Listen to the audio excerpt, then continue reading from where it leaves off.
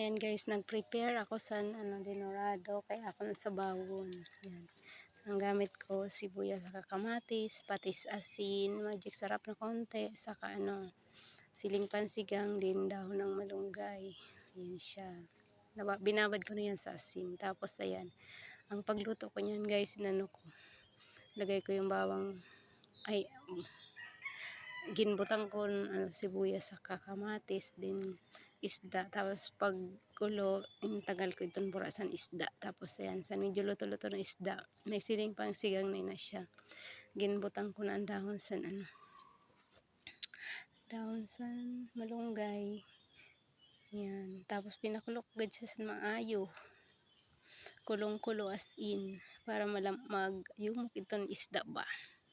Ina siya, tapos nag-prepare ako dasan na piraso na lemon, ginpiga ko siya, tapos yan ginbutang ko siya.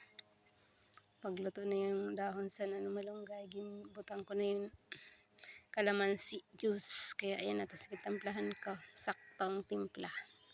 Higop kami to the max. Salamat sa panonood guys.